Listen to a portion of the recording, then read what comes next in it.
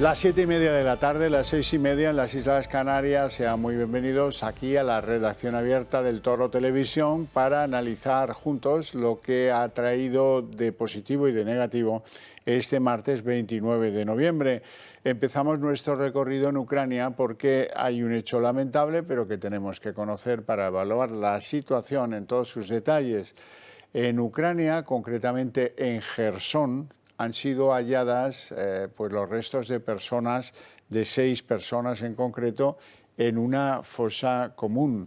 Y en esa fosa común, al hallar estos nuevos cadáveres, se han encontrado pues, que tenían disparos en el cráneo, se han encontrado de que estaban muchos atados con las manos con cuerdas a la espalda y que sus bocas estaban muy abiertas y con los dientes cubiertos de una espesa capa de barro negro. Esa es la dantesca imagen que explican los que han hallado un nuevo hallazgo de fosa común tras la invasión rusa de Ucrania. Bueno, ya en nuestro recorrido el español hay novedades importantes en torno a la actuación del Ministerio del Interior en la valla de Melilla. Hoy, en nombre del Partido Popular, Esteban González Pons insistía en pedir formalmente la dimisión de Marlaska en estos términos. Es muy grave que se oculten heridos y muertos en territorio nacional, que se niegue auxilio y atención a quien está muriendo a nuestros pies y que se permita que los gendarmes marroquíes entren en España a llevarse a los heridos y a llevarse a los muertos. Porque la mentira es inaceptable en nuestro sistema político. El ministro del Interior debe dimitir esta misma noche. Menudo trompetazo con el que hemos empezado esta tarde. Bueno, tengo que decirles, para que sumen a este alegato de Esteban González Pons, que la comisaria europea de Derechos Humanos ha criticado a España por la actuación que tuvieron nuestras fuerzas de seguridad en la valla de Melilla. España no puede contribuir a violaciones de derechos humanos. Bueno, esto lo he dicho en ese Consejo de Europa. Al mismo tiempo, les tengo también que informar que el consorcio periodístico, no es más que un consorcio de estos internacional, periodístico y tal, pero tienen cierta influencia, que se llama Lighthouse Reports. Estos se abonan a la tesis anunciada por la BBC. Hubo muertos en suelo español.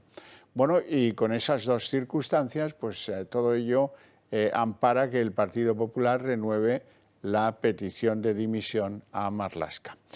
Por cierto, Marlaska, Interior, aunque no tenga que ver con Melilla, déjenme que les comente. El día 11 de diciembre a las 12 de la mañana y frente a la Comandancia de la Guardia Civil de Pamplona tendrá lugar una concentración bajo el eslogan Navarra con la Guardia Civil. Naturalmente es una concentración de quienes, navarros, no están de acuerdo con que los pactos oscuros de Sánchez con Bildu den con la Guardia Civil de tráfico fuera del territorio navarro. Y eso allí preocupa a no pocos. Bien, pues dicho queda, vamos con algunas otras noticias de actualidad, como la que afecta al abogado, que, en fin, un abogado un poco particular, es el abogado de innumerables narcotraficantes, Gonzalo Boyer. También es el abogado de algunas causas complejas, como la de Puigdemont, que es un prófugo de la justicia española. Hoy a Gonzalo Boyer, que es ese señor que aparece sin pelo a la izquierda de sus imágenes, bueno, pues le piden 10 años de cárcel por contribuir al blanqueo de capitales de un narcotraficante gallego muy conocido que es Sito Miñanco, al que le piden 31 años de cárcel, precisamente. Bueno, pues no le van muy bien las cosas, por lo que se ve a Gonzalo Boyer. En el terreno estrictamente parlamentario se han producido varias novedades hoy que también están obligados a conocer. Por un lado, el incidente de Patricia Rueda, que ha sido, Patricia Rueda es diputada de Vox, la conocen porque ha estado aquí innumerables veces, ha sido expulsada por la presidenta del Congreso por llamar a Bildu filoetarras. Claro, si eso va a ser un insulto, lo que le llaman normalmente a cualquier diputado de Vox es un requete insulto.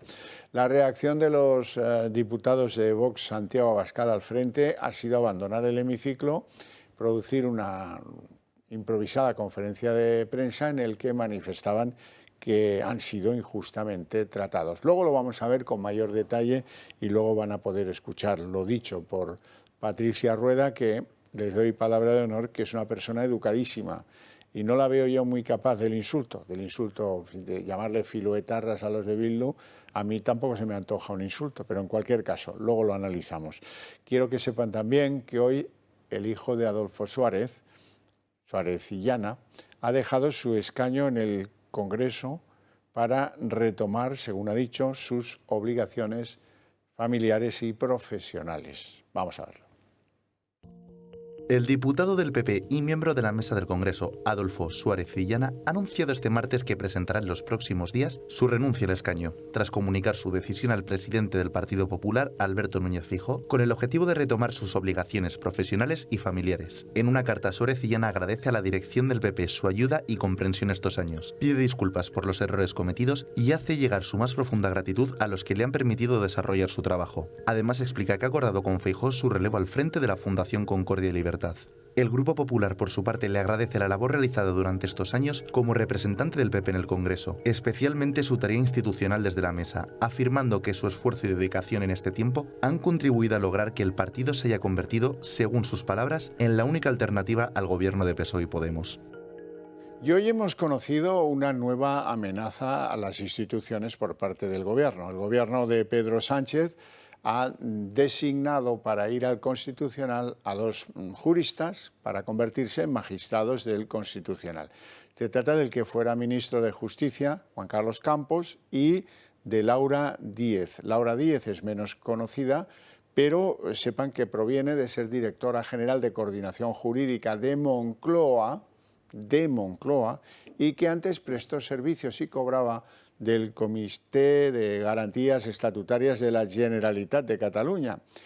Hay cosas que tienen que juzgar en el Constitucional, como por ejemplo la desafección con la sentencia del 25% de clases en español. Bueno, en definitiva, ha puesto a dos muy cercanos, de toda confianza, el presidente en esto. Ya veremos si se los aceptan o no, porque tienen clara voluntad de desoír lo que dicen nuestras leyes para con la renovación de los magistrados del Tribunal Constitucional. Bueno, esto amenaza con ser un nuevo lío de esos en los que nos suele meter Sánchez, que a lo mejor tiene por objetivo apretar al Consejo del Poder Judicial y que de momento ha contado con una respuesta bastante contundente por parte del Constitucional, que le ha dicho, mire, mientras no se presente la sustitución por los tercios correspondientes, es decir, con los candidatos del Consejo General del Poder Judicial y los del Gobierno, aquí no vamos a entrar a valorar si son aptos o no los que ustedes nos proponen, lo cual le debe haber sentado, supongo que bastante mal al habitante de Moncloa. Quiero hablar de todo ello con don José María Sánchez, porque don José María, además de diputado de Vox, es un eminente jurista como abogado y como juez europeo. Muy buenas tardes, don José María. Buenas tardes, Xavier. Bueno, vamos a ver, esto es, como dice el Gobierno, un reto entre preceptos constitucionales. ¿Le deberían admitir a estos dos candidatos? ¿Tienen la idoneidad suficiente? La independencia ya sé yo que no, pero ¿la idoneidad suficiente? Bien, idoneidad, pues depende de lo que entendamos por idoneidad. Uno de ellos es magistrado de carrera, que es el caso de Campo, y la otra es catedrática de Derecho Constitucional. En cuanto al primero, el bajón en la selección de magistrados del Tribunal Constitucional respecto a los que proceden de la carrera judicial ya se dio en la renovación anterior, en la que entraron 3 magistrados, fueron designados 3 magistrados elegidos, en fin, por acuerdo del Partido Popular y del PSOE, que no eran magistrados con categoría del Tribunal Supremo, lo que a mi juicio es pues una degradación del Tribunal Constitucional y un insulto a todos los magistrados del Tribunal Supremo, porque significa que los partidos no confían en ninguno de ellos para ser magistrados del Tribunal Constitucional. Y por lo tanto esto se repite en el caso de Campo. Y en el caso de la otra señora, pues es catedrática de Derecho Constitucional. Aquí el problema es el que tú mencionas. Es decir, no hay independencia en ninguno de los dos y no hay ni siquiera apariencia de independencia, porque uno ha sido ministro de Justicia hasta hace poco en este gobierno y la otra ha sido directora general del Ministerio de Presidencia. Bueno, y luego hay un reproche que yo como periodista tengo que poner sobre la mesa, y es que en ambos casos eran las dos personas más directamente implicadas con aquellos decretos de estado de alarma que el propio Tribunal Constitucional consideró inconstitucionales. Así es que no parece que sean los más adecuados.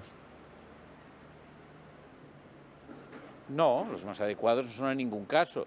Yo no sé materialmente dónde se redactaron los decretos de estado de alarma. Parece ser que se hizo en Moncloa y interpreto que era en el tiempo en que estaba en esa dirección general del Ministerio de la Presidencia esta señora, cuando Laura era Díez. secretario general de Presidencia del Gobierno, Bolaños, y ministro de Justicia, desde luego, Campo.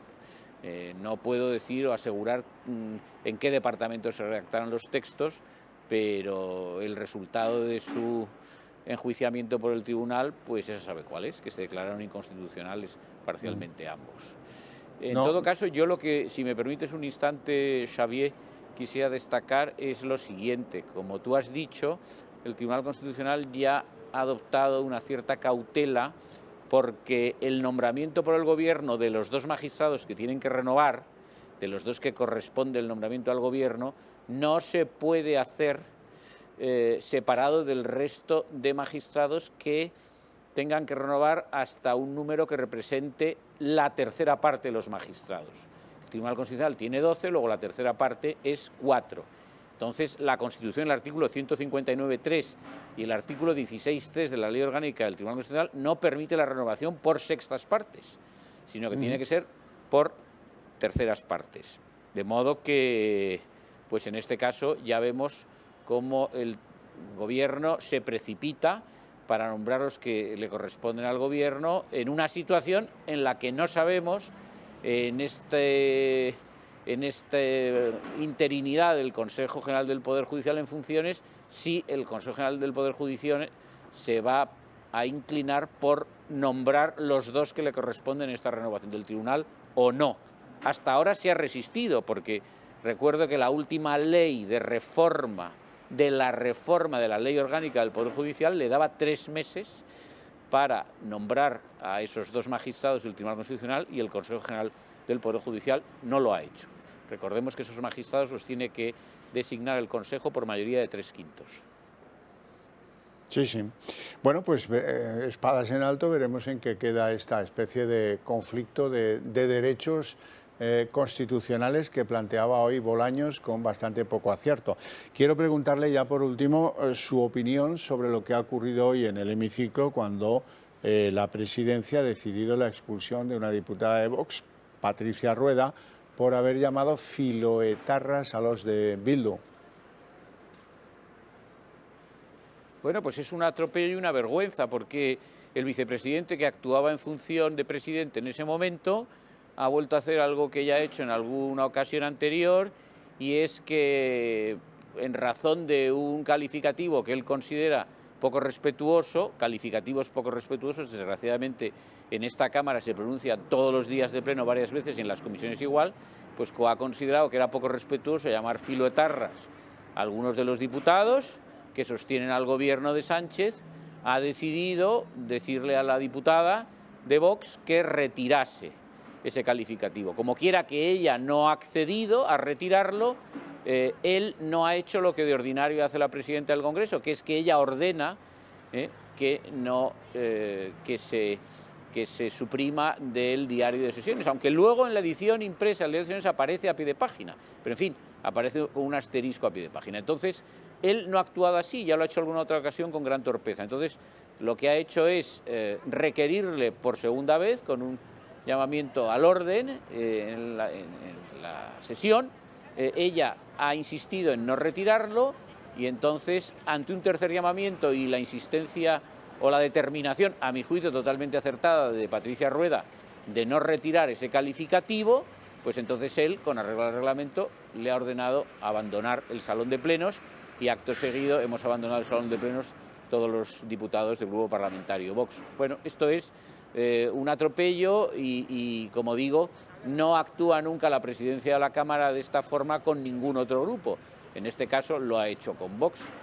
Ya sabemos que desde la semana pasada pues hay una cierta irritación, provocada por supuesto por la inacción de la Cámara cuando se insultó a Carla Toscano desde la propia mesa y provocada pues por los partidos que pretenden silenciar a Vox en las Cortes y donde sea, y con la desgraciada complicidad de muchos medios de comunicación, por no decir todos, menos el Toro. Si me permites una última cosa, claro. Xavi, es un instante. Sí, yo, después de esto que ha sucedido hoy, es decir, la designación de estos dos magistrados del Tribunal Constitucional, yo creo que cabe decir que lo más sencillo es que el Tribunal Constitucional pase a ser como un anexo del complejo de la Moncloa, porque verdaderamente el gobierno en ejercicio de su mandato de coalición socialista comunista ha tomado el Tribunal Constitucional con estos modos que ya hemos descrito, de dudosa legalidad y dudosa constitucionalidad, y por lo tanto pues va a tratar de perpetuar la acción de estos magistrados durante muchos años. Recordemos que el mandato es de 9 años de los magistrados del Tribunal Constitucional y por lo tanto pues esto es como una dependencia más del Palacio de la Moncloa. Pues sí, así parece. Don José María Sánchez, un placer enorme, no pase usted mucho frío y le deseo una feliz tarde. Muy bien, muchas gracias. Muchas gracias. Adiós, hablemos de economía. Hoy han salido los datos del IPC. ¿Han mejorado un poco? Sí. ¿En cuánto está el IPC? El IPC provisionalmente, dice el Instituto Nacional de Estadística, que está en el 6,8%. Es decir, bueno, ¿y esto qué significa? Vamos a hacer una lectura urgente de lo que significa. Pues que el dato que estaba el mes pasado en el 7,32 ha bajado al 6,8%. ¿Y esto a qué se debe? Pues se debe al efecto respiración asistida de una economía que el gobierno ha tenido que aplicar un descuento sobre cada litro de gasolina de 20 céntimos y el gobierno ha tenido que aplicar unos descuentos para reducir el IVA del gas y de la electricidad. Esas reducciones o esos descuentos sumados son los que de verdad producen una rebaja de la inflación. No nos podemos dejar engañar y lo dicen los propios datos, porque la llamada inflación subyacente, que es aquella que elimina los productos energéticos y los productos alimentarios frescos, ha aumentado, ha pasado del 6,2 al 6,3%, con lo cual, pues bien pudiera ser, ahora que están reflexionando sobre cómo recortar los descuentos de los 20 céntimos por litro de gasolina, probablemente mañana sepamos algo más definitivo, pues no descarten que pueda venir un repunte de inflación en un mes, el de diciembre, que es el próximo, y el que va a cerrar el año.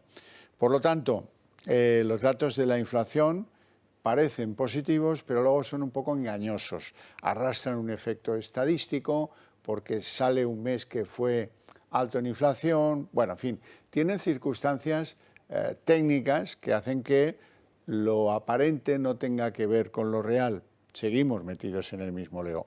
Hemos empeorado una décima. La subyacente está en el 6,3.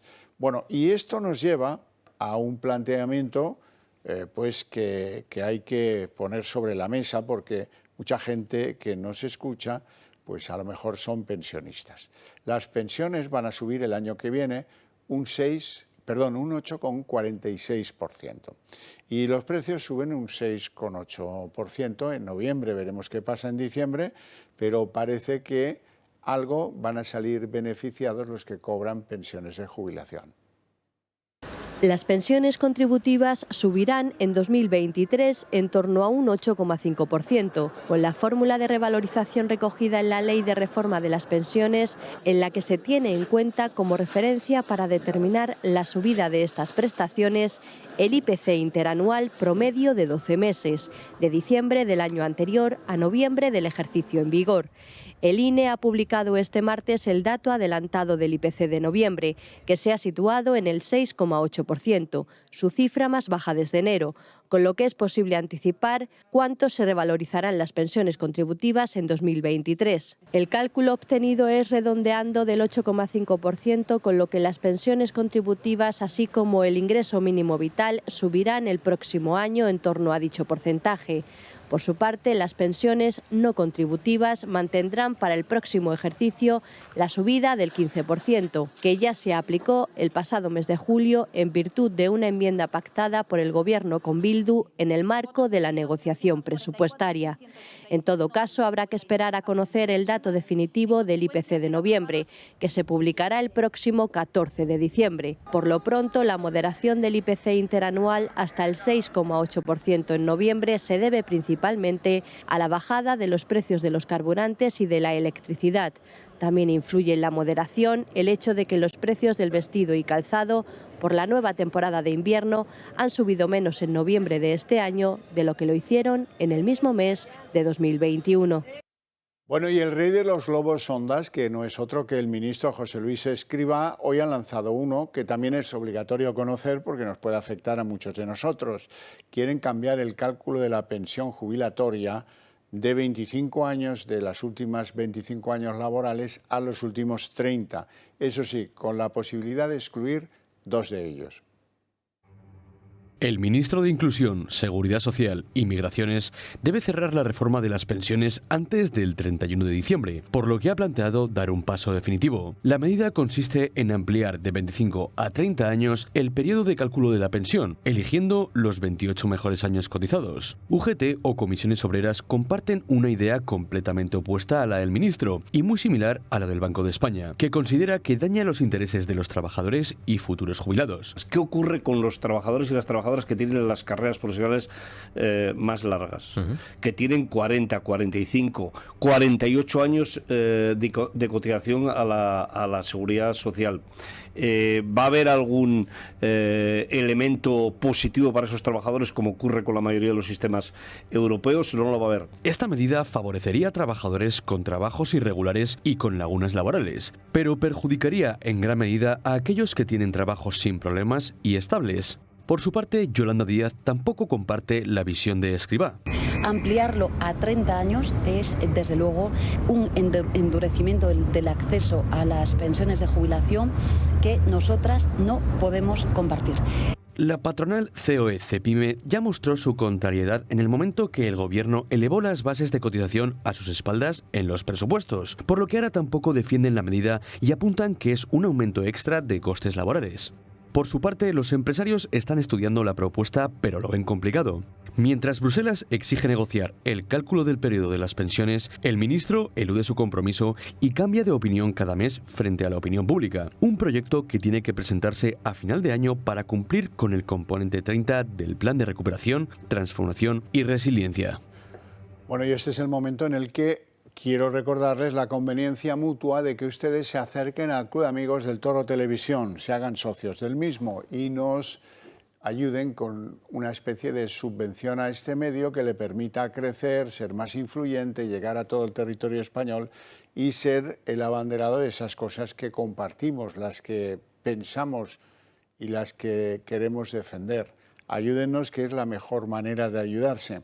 Bueno, y el Club de Amigos organiza algo importante, la cena de Navidad. Con mucho cariño han organizado un encuentro en el que, además de disfrutar de un exquisito menú en el restaurante Ilumbe de Alcobendas el viernes 2 de diciembre a las 9 de la noche, los asistentes van a poder presenciar uno de nuestros programas que realizaremos allí en directo esa noche del viernes 2 de diciembre. Y de paso conocer a buena parte de esta gran familia de la que queremos que los amigos del club formen parte. Así es que reserven su plaza porque esto se va a agotar Ahí tienen el teléfono 91 616 2464 o escriban un correo a club@eltorotv.eu. Respecto de las cosas que organiza el club, tengo que decirles también que mañana, miércoles 30 de noviembre, a las 7 de la tarde, Marc Cristóbal va a efectuar su recorrido virtual por algunas catedrales europeas, en esta ocasión por San Pedro del Vaticano en Roma, que como muchos que lo conocen saben, es una de las maravillas artísticas que tenemos en el continente europeo. Y el día siguiente, jueves 1 de diciembre, a las 6 de la tarde, el gran psicólogo Javier Urra nos va a hablar de Cuando la salud mental quiebra. Ese es el título de uno de sus últimos libros, del último en concreto, y desde luego nos puede ayudar a valorar si estamos o no preparados para afrontar esa nueva realidad. Tenemos la lotería de Navidad dispuesta para quien quiera comprar un 10º del Toro Televisión. Eso es el número que es bastante bonito. Y tenemos unos relojes, esta vez les voy a enseñar los manuales por si están pensando en un regalo o en un autorregalo que también vale. Pueden elegir entre los modelos de hombre y de mujer, que son estos que ven en pantalla, o el que llevo yo puesto, que también lo podríais enfocar, caja de acero inoxidable, pulsera de silicona, cristal mineral recubierto de zafiro, dial luminiscente para poder verlo en la oscuridad y con las funciones oportunas para ver el mes y el día de la semana. No queda, bueno, en fin, no habrá que recordar que son sumergibles hasta 100 metros, que tienen garantía de 2 años y que si necesitan alguna información adicional, no duden en llamar al Toro, que les darán todo tipo de explicaciones. Nos vamos a publicidad.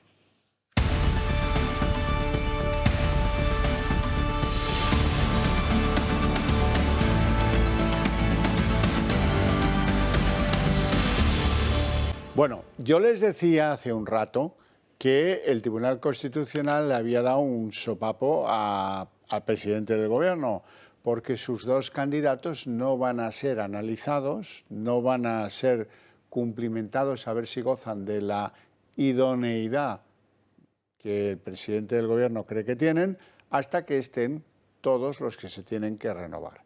Como se renueva, dice la Constitución, a tercios, son 12, pues tienen que ser los 4. No vale con que sean los 2. Los otros que tiene que nombrar el Consejo del Poder Judicial tienen que incorporarse y entonces sí, cuando sean 4, se van a analizar en el Constitucional. Pero si el Gobierno tiene prisas, es problema del Gobierno. Eso más o menos le ha venido a decir el Constitucional, no entrando en evaluar a estos 2 candidatos.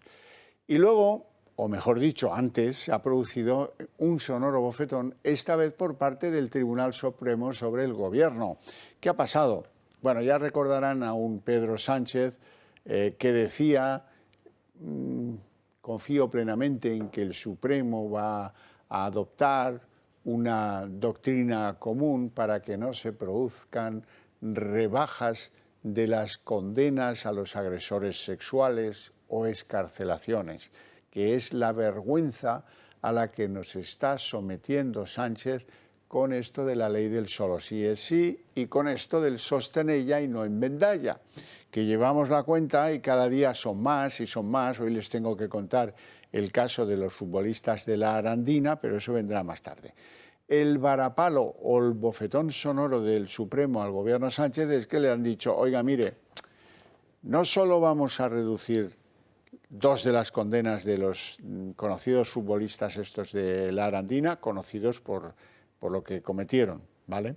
Bien, sino que le decimos al Gobierno que nosotros no podemos construir una doctrina unificada para las salas de justicia, porque esto es tan complicado que se tiene que hacer caso por caso. Y si se tiene que hacer caso por caso, se hará lo que se viene haciendo hasta el día de hoy, que es que se rebajan condenas y es que se rebajan algunas que obligan a excarcelar a los agresores sexuales. Y eso tiene muy fastidiado al Gobierno, pero la cosa es así. Por ejemplo, hoy los condenados por el caso Arandina han visto como el propio Tribunal Supremo le rebajaba de 10 a 9 los años que tienen que cumplir en prisión. Así es que ya les adelanto que va a continuar el goteo y la alarma social en eso de que los agresores sexuales se aprovechen de las torpezas de la ley de Irene Montero. La justicia vuelve a dejar en evidencia a Irene Montero. La ley del solo sí es sí obliga al Supremo a rebajar las penas de los 2 exjugadores condenados por el caso Arandina. En lugar de los 10 años y un día de prisión que les hubiese correspondido con la anterior legislación, el Tribunal Supremo deja la condena en 9 años y un día. Pero el alto tribunal deja también en evidencia a Pedro Sánchez, ya que no unificará la doctrina tal y como indicó el propio presidente del Gobierno. Finalmente, la nueva norma podrá aplicarse en beneficio del reo cuando se fije ahora una pena inferior en aquellos supuestos en los que así proceda, pero analizando, eso sí, caso por caso y no de forma global como pedía el Gobierno. Cabe destacar que con esta decisión del Supremo sobre el caso Arandina, son ya 40 los agresores que han visto rebajada su condena y 10 los excarcelados. Un goteo de revisiones que está siendo constante. Ayer mismo conocíamos la rebaja de la pena a 2 hombres que en 2020 fueron condenados por violar de forma simultánea a una joven. De este modo han pasado de una condena de 18 años de prisión a 11 años, la mayor rebaja de condena hasta el momento. Una ley que no está exenta de polémicas y que ha llevado al Partido Popular a pedir su derogación y el cese de la ministra tras conocer el fallo del caso Arandina. Si Sánchez no cesa a la ministra, él está asumiendo directamente el error de esta gran chapuza. En la misma línea se ha manifestado Espinosa de los Monteros, que pide urgentemente su derogación y plantea prisión permanente para los delitos más atroces. Desde Vox lo que pedimos es derogar esta norma, derogar la ley de la señora Montero, impulsar una modificación del Código Penal. El Gobierno de momento evita aclarar si reformará la ley, mientras que la ministra de Justicia, Pilar Llop, ha defendido su aplicación. Bueno, dense cuenta de lo que significa esta ley. Los magistrados, cuando sentencian a un agresor sexual, están obligados a aplicarla. Ya no estamos hablando de rebajas consecuencias de la aplicación de lo más beneficioso para el reo. Lo que los abogados reclaman, aplíqueme la ley y tal. No, estamos hablando de agresores sexuales que están siendo juzgados en estos momentos, a los que es completamente inexorable aplicarles la ley, porque ahora lo que rige es lo que establece la ley del solo sí es sí. Vamos a fijarnos en lo que ha pasado hoy en Cataluña con la condena a la baja a un agresor sexual. Le bajan de 12 a 2 años y medio por violar a su expareja. Esa es la primera condena que se produce en España ya con la ley del solo sí es sí sobre la mesa de los jueces. Así es que esto es un goteo que no se puede resolver si no es que se modifica la ley sustancialmente. No hay que hacer no vale una chapuza. Hay que hacer un planteamiento muy serio de esta ley porque no... ¿Quiénes piensan así? Pues yo creo que piensan, menos Sánchez y los podemitas de Irene Montero, pues piensan muchísimos, cada vez más.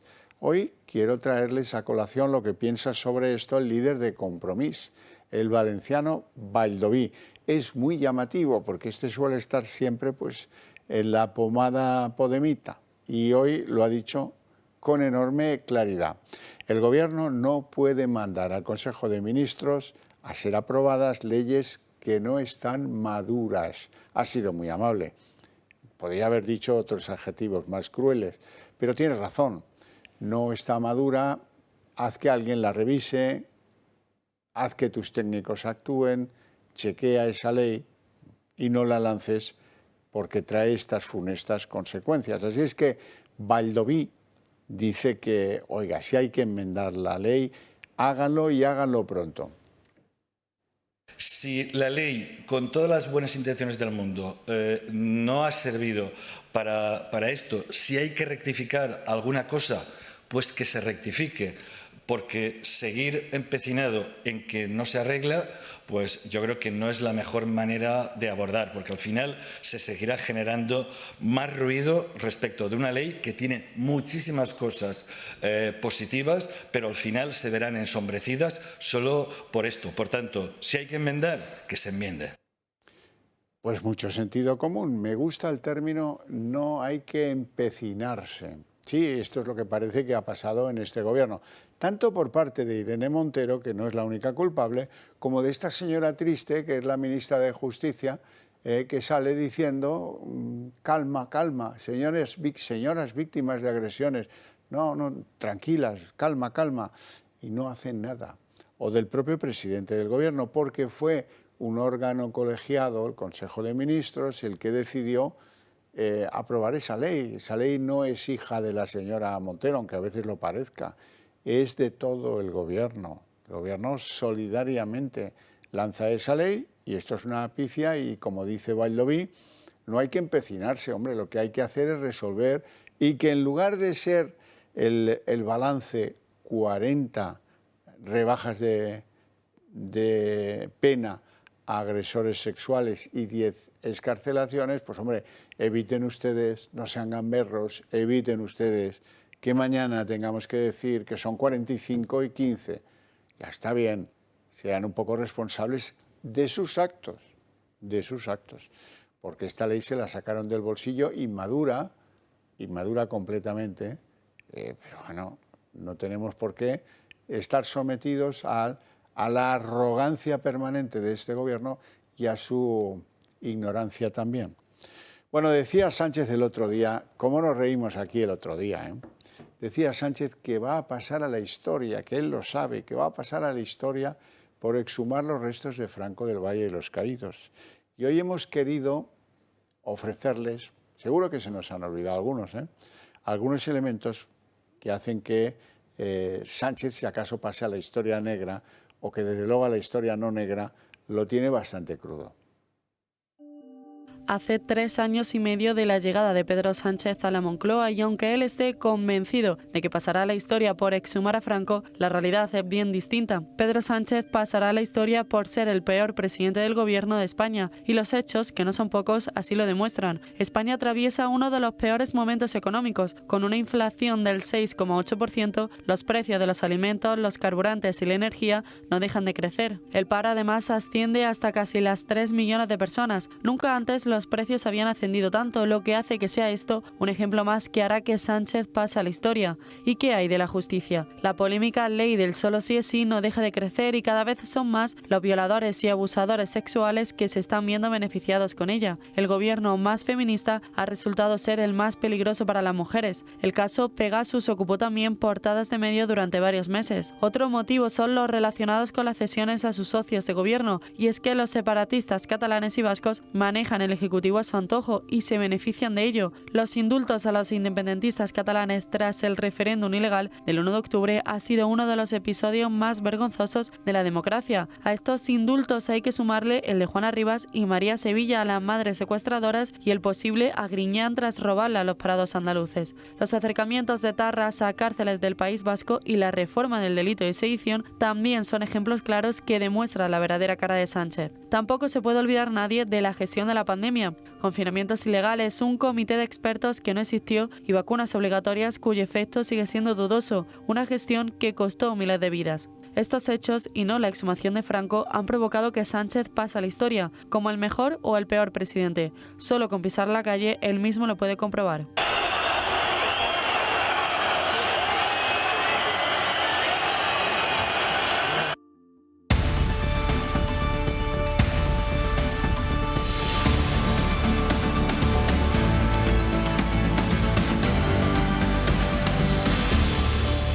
Son las 8:15 jóvenes minutos, momento en el que abrimos la mesa de análisis político y enseguida les presento ya a nuestros invitados hoy. Don Juan Peña, diputado del PP en la Asamblea de Madrid. ¿Qué tal? Buenas tardes. Muy buenas tardes. ¿Todo Muy bien? buenas tardes, todo bien. Bueno, me alegra. Con frío, pero bien. Frío también es bueno a veces. Muy ¿no? bueno, a pesar del cambio climático.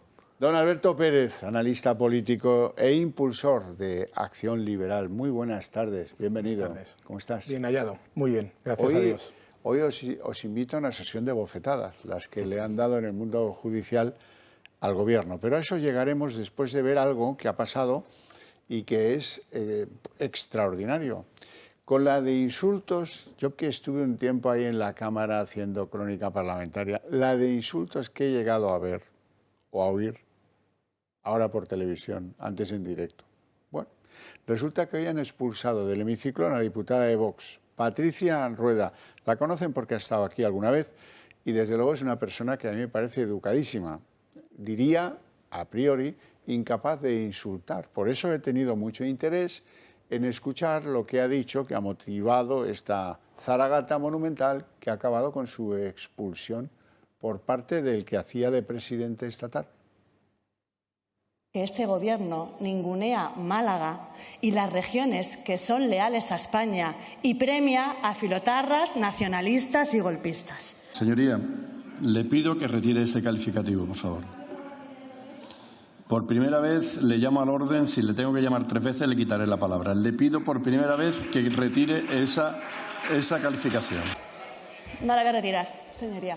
Por segunda ocasión, y le advierto que a la segunda llamada le tengo que advertir que a la tercera le retiro la palabra. En otra ocasión, un independentista dijo algo peor y lo que hizo... Señoría, no es una cuestión de debate.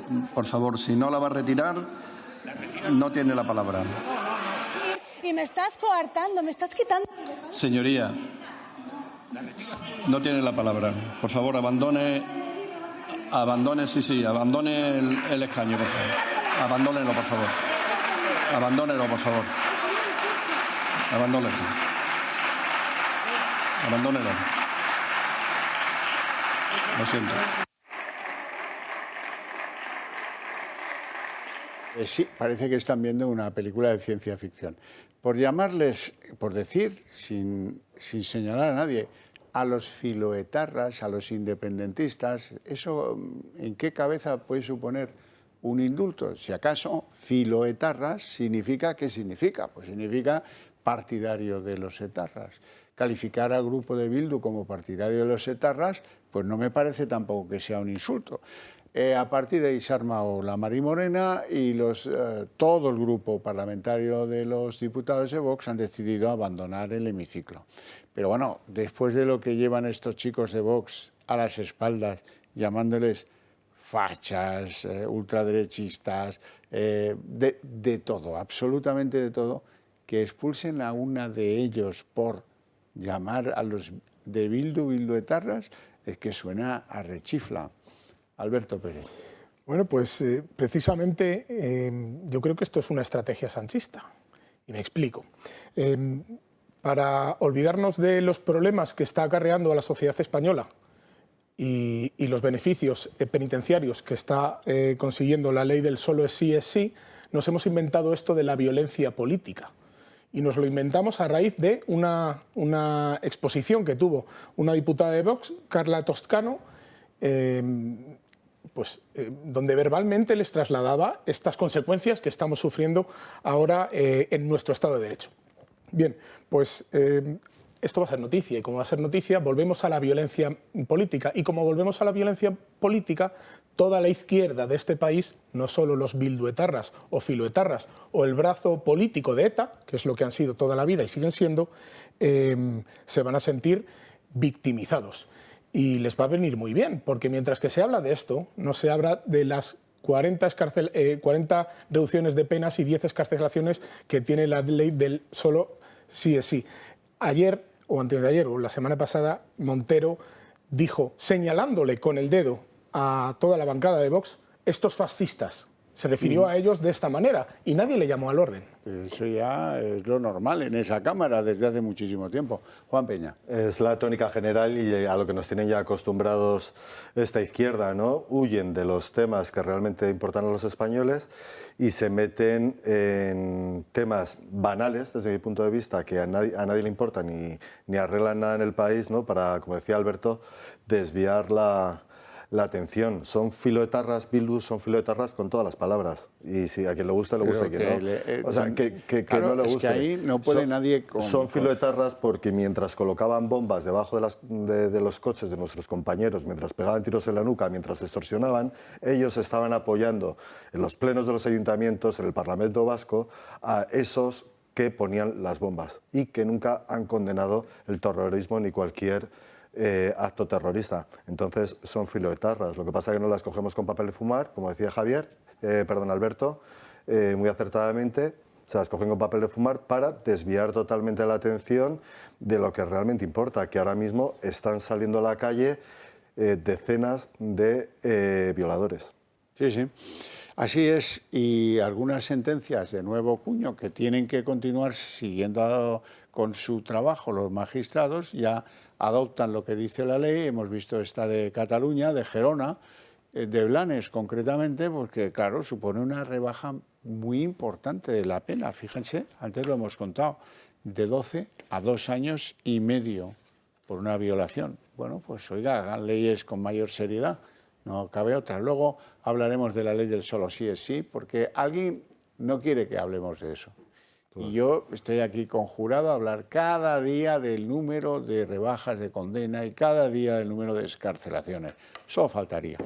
Pero vamos a centrarnos en el segundo bofetón, porque Sánchez pensaba que le podía dar un zarpazo a una institución del Estado a la que todavía no le había dado ninguno, que es el Tribunal Constitucional.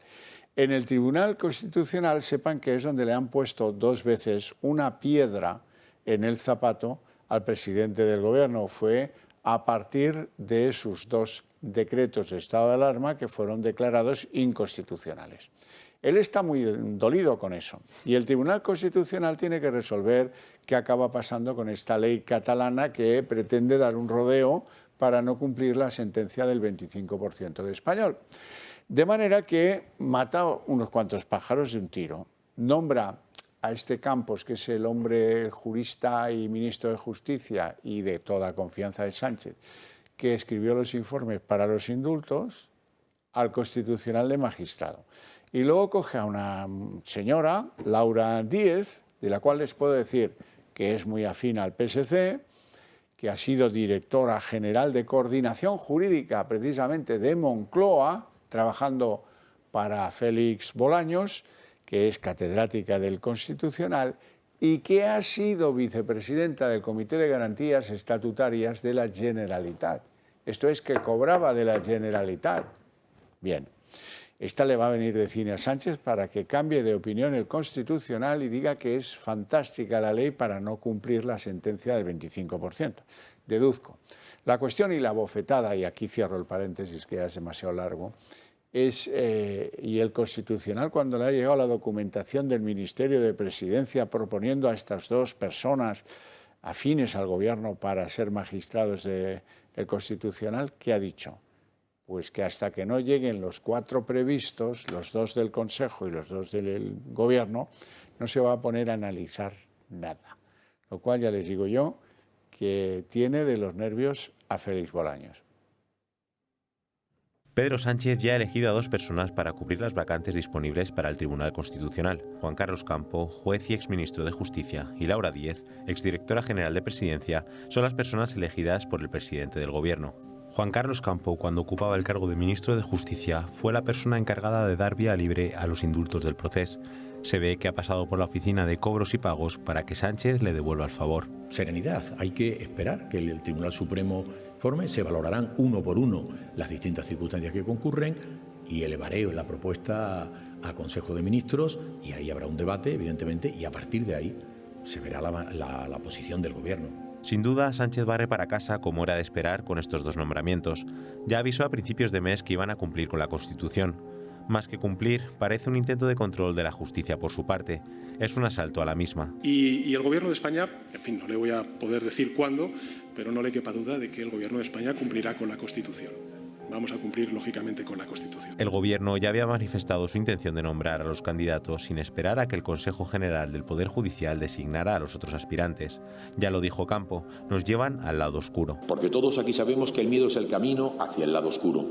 Permítame que utilice las sabias palabras del maestro Yoda. Miedo es lo que los españoles tienen con las decisiones del Gobierno. Laura Díez, el otro fichaje de Sánchez, no parece que haya sido una gran asesora previamente, ya que han sido 2 revolcones a los decretos del estado de alarma por inconstitucionales y ella se encargaba de ellos. ¿Cómo es posible que se nombre a un exministro y una exdirectora socialista para el Constitucional? ¿Decidirán si las leyes que impulsaron en la política son o no constitucionales? Alberto, ¿qué te parece? Pues un intento de atentado contra el Estado de Derecho. Uno más del señor Sánchez y sus secuaces. España es el único país de Europa donde el gobierno propone para el más alto tribunal a un exministro de ese gobierno, aunque sea de ese partido, porque también ha sido diputado este señor, y la señora Díez, 3/4 de lo mismo. Me llama mucho la atención esto. Yo me he ido un poquito a la Constitución. Veo que en el artículo 127 la Constitución impide que los magistrados y jueces puedan tener filiación política, pero no impide que después de formar parte de un gobierno, de un partido político, en este caso del Partido Socialista, pueda entrar por la puerta giratoria de esta manera. Y esto me recuerda al artículo 18 bis de la Constitución al respecto de la ocupación, que tenemos esa puerta giratoria que garantiza la morada, en este caso, a los ocupas cuando les debería de penalizar. Bueno, es verdad, hay 2 cuestiones fundamentales en estos 2 candidatos. La idoneidad es muy laxa, la explicaba hoy Bolaños, ahora lo vamos a oír, pero desde luego lo que no solventan los criterios de idoneidad de los que él hablaba es la independencia, que en este caso es evidente que ha quedado muy dañada. La Comisión Europea está espantada con el bloqueo absolutamente grosero del Partido Popular, del Consejo General del Poder Judicial y de algunos vocales de este órgano. Y nada tiene que decir y nada dirá sobre el cumplimiento estricto de la ley de la Constitución, que es lo que hoy hacemos en este Consejo de Ministros. Yo creo que Juan Carlos Campo es una persona absolutamente acreditada para ser miembro del Tribunal Constitucional. Es un magistrado que inició su carrera judicial hace más de 35 años.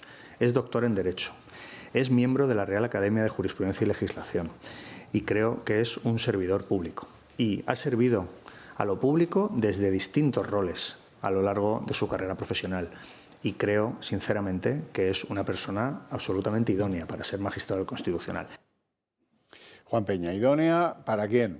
Claro, idónea obviamente para el Gobierno, y es una falta más de ética de este Gobierno a la que nos tiene acostumbrados, y ya no nos sorprende absolutamente nada, que sea una persona preparada, Juan Carlos Campos, pues yo no tengo ninguna duda. Ahora, ético no es, y lo que decía Alberto, ¿no? Análogamente, o sea, no tiene filiación política, pero ha estado en un ministerio. Tengamos en cuenta que el Tribunal Constitucional es el órgano o el máximo tribunal que resuelve todo aquel conflicto que hay entre leyes o que hay entre competencias. Entonces, es una forma más, ¿no?, que el Gobierno tiene, y sobre todo Pedro Sánchez, para acaparar las instituciones y controlar las instituciones. Yo creo que a este paso, y antes de que acabe la legislatura, ya no nos sorprenderá ver cómo a lo mejor modifica las leyes, ¿no?, para entrar en la Casa Real, ¿no?, para cambiar la sucesión de la Casa Real. Lo mismo vemos a Pedro Sánchez de Rey en los próximos años, ¿no?, porque ya son capaces de todo, ya no sorprende nada, de verdad. Bueno, y de la otra candidata, Laura Díez, pues ya ven ustedes, ha sido hasta abril directora general a las órdenes de Bolaños en Moncloa, ya que esto ya es clamoroso, y viene de cobrar el sueldo de vicepresidenta del Comité de Garantías Estatutarias de la Generalitat. Claro, es una candidata espléndida, una persona de confianza, que además seguro que agrada a Esquerra Republicana. Seguro que están encantados de que en el Tribunal Constitucional defiendan la dudosa legalidad de aquella ley que hizo Aragonés para darle la vuelta a lo del 25% de español en las aulas catalanas. Así es que todos contentos. Vamos a escuchar a continuación una crónica en la que le contamos las reacciones del Partido Popular, de Vox y de otros a propósito de esta decisión en favor de Campos y de Laura Díez. El Ejecutivo de Pedro Sánchez ya tiene a sus dos candidatos para el Tribunal Constitucional y sorpresa, se tratan de Laura Díez, la exdirectora de Presidencia, en última instancia dependiente de Félix Bolaños, y del exministro de Justicia Juan Carlos Campo, más conocido por ser uno de los firmantes de los indultos del Procés. Sin embargo, el portavoz del Partido Socialista aquí en el Congreso, Patxi López, ha justificado la decisión en un mandato de la Carta Magna. Es un mandato constitucional claro y directo. Esa propuesta del Gobierno no está condicionada al incumplimiento de otras instituciones, porque sería tanto como decir que el Gobierno no cumple la ley porque otras instituciones no la cumplen. Por lo tanto, el Gobierno cumple la ley y elige a sus representantes. Frente a esta decisión del Gobierno, esta ha sido la reacción del portavoz de Vox, Iván Espinosa de los Monteros. Efectivamente, que el PSOE nombre para el Consejo General del Poder Judicial al que fue ministro de Justicia de Sánchez y a la que fue asesora del ministro Bolaños, pues ya indica el poco respeto que tienen por las instituciones y por su independencia. Y lo hemos dicho siempre, con este Gobierno solo cabe distancia infinita, en todo. Por su parte, la portavoz del Partido Popular, Cuca Gamarra, ha tildado la decisión de histórica en la democracia española. No se ha visto y creo que no se verá en ninguna democracia europea, sino que será la primera vez también en la historia del Tribunal Constitucional que formarán parte del mismo personas a los que el propio Tribunal Constitucional les ha dictado resoluciones en relación a su actividad cuando han formado parte del Poder Ejecutivo. Y es que se trata, cuanto menos curioso, que dos miembros del Gobierno pasen directamente a formar y a tomar asiento en el Tribunal de Garantías de todos los españoles, porque incluso Juan Carlos Campo fue el que conoció de algunos de los recursos de inconstitucionalidad que durante los próximos meses casualmente se vería obligado a fallar en el caso de ser finalmente elegido para el puesto. ¿Ven cómo todo son ventajas para Sánchez? Ahora le ha salido muy mal esta jugada, porque ya les he comentado antes que el Constitucional ha dicho, ¿cómo que yo tengo que calificar a dos si esto se tiene que renovar por la vía de las terceras partes? Es decir, son 12, tenemos que renovar a 4. ¿Están los otros dos candidatos? Dice, no, pues no me traiga aquí papeles que no me los pienso ni mirar hasta que se cumpla lo que dice la Constitución. Arrogancia, ignorancia, una mezcla de las dos cosas, provocación, a ver si achantan y lo aceptan, o a ver si los del Consejo se arrugan y terminan por formular sus dos candidatos. Bueno, eso ya es opinable, ¿verdad? Cada uno que saque las conclusiones que quieran. Quiero que conozcan también las conclusiones de Jaume Asens, que es el portavoz podemita, y que dice que el método le parece formidable. Ahora, que no hayan consultado a los de Podemos, eso lo tiene muy nervioso.